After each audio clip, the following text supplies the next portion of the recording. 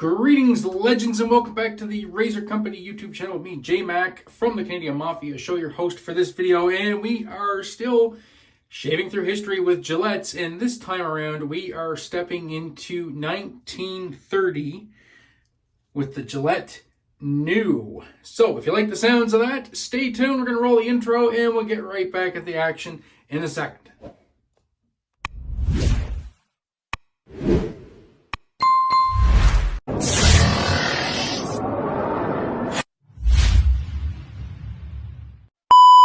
Okay, folks, we are back, and let's get ready to get into this shave. So today, the software, as I do the shave, I'm going to be using Barrister Reserve Cool.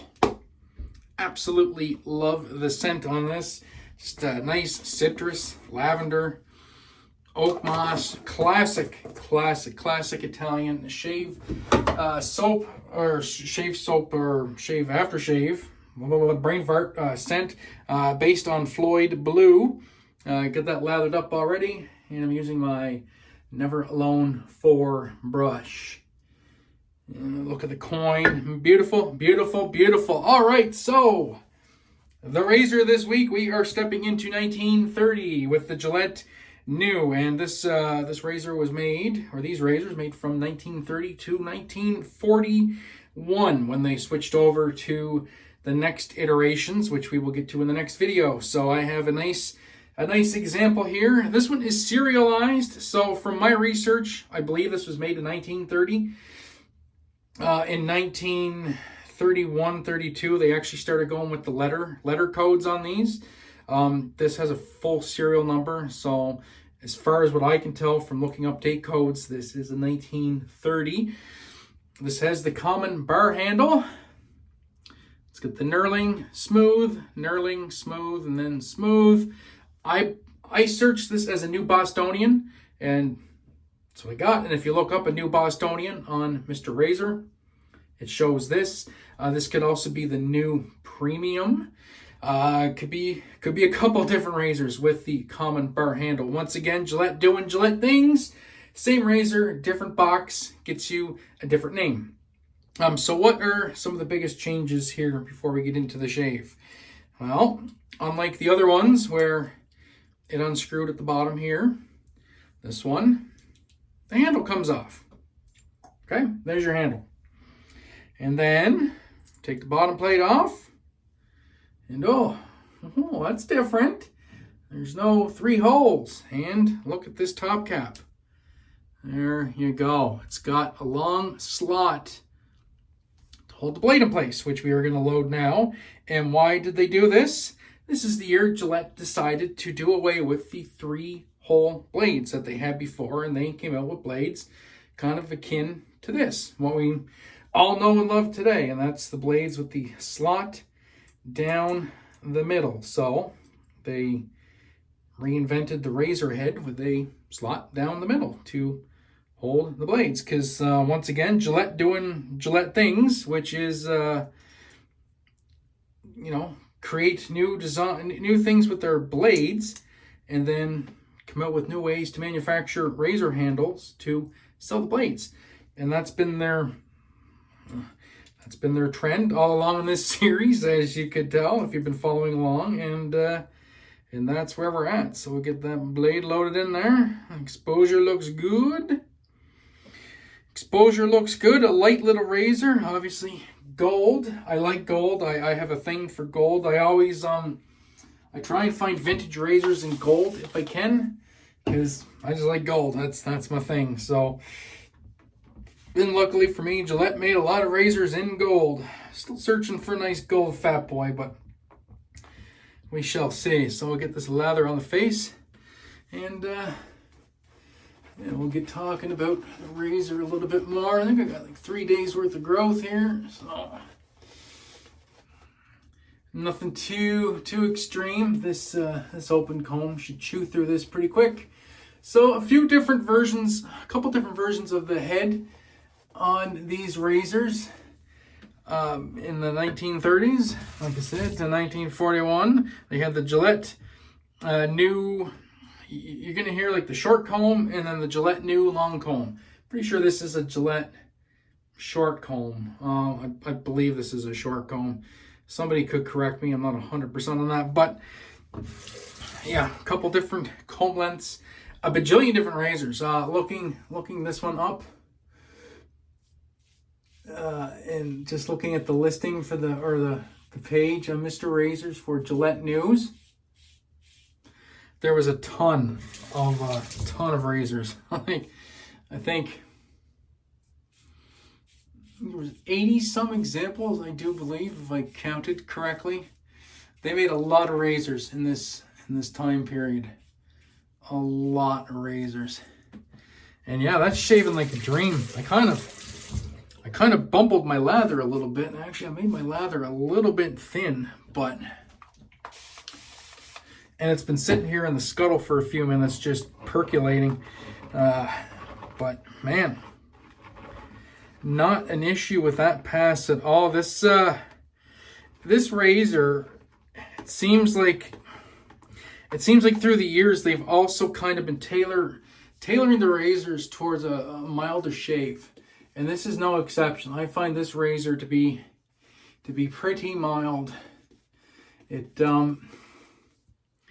It's almost approaching, for me, like tech levels of mildness, even with the open comb. Like there is really nothing aggressive about this. Definitely not as aggressive as an old type, like a single ring or any of the other old types from that era. Those were pretty stout, and then they tamed it. They tamed them again with the new improved, and then they tamed them down a little bit more here with the new. And once again, I mean, all just to sell blades, right? Which is, it's worked for them through the decades, and it's still working for them here. And I mean, just a great shaving piece of history, and what a look or two. I love the look of this common bar handle. Just that knurling, just a little bit of panache. Such a great looking razor. And I'll tell you one thing, I am really enjoying the Tatra Platinum blades in these vintage Gillettes. I love all my vintage Gillettes. Arguably, none of them have been my best shaving razors, not compared to some of my more modern stuff. But these Tatras really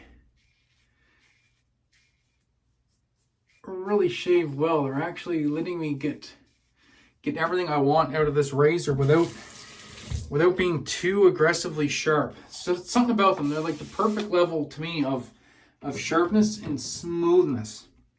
Fantastic blade, and they are really good in these vintage Gillettes. So if you are a vintage Gillette collector and maybe you aren't 100% happy with the shaves you're getting out of them, try a Tatra and see how that goes for you. It's going to be really interesting to see how these do in a really mild tech. But like I said, these Gillette News are not really known for their aggressiveness. And to be honest, the Gillette New almost feels like an open comb,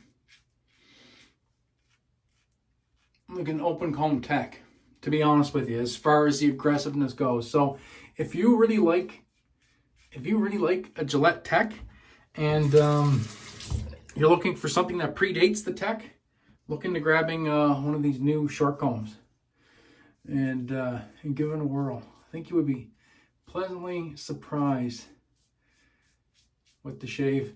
And yeah, I think that's gonna do it right there. That's I'm good to go. There is nothing left. So I'm going to do a quick cleanup and we'll get back with the final thoughts.